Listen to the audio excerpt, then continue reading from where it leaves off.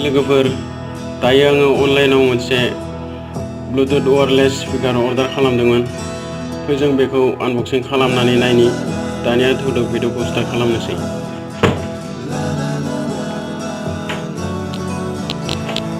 जों दानिया बक्सखौ खुलिनानै नायनोसै सिङाव मा दं।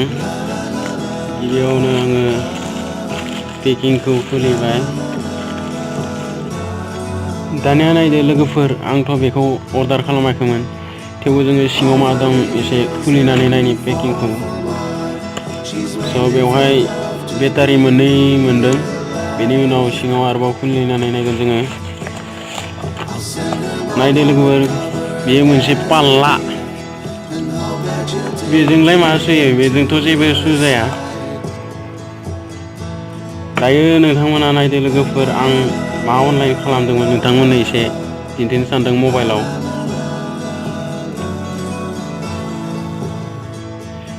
नायदो लोगोफोर, आं अर्डार खालामदोंमोन बेखौसो, ब्लुटुथ वायरलेस माइक्र'फन स्पिकार।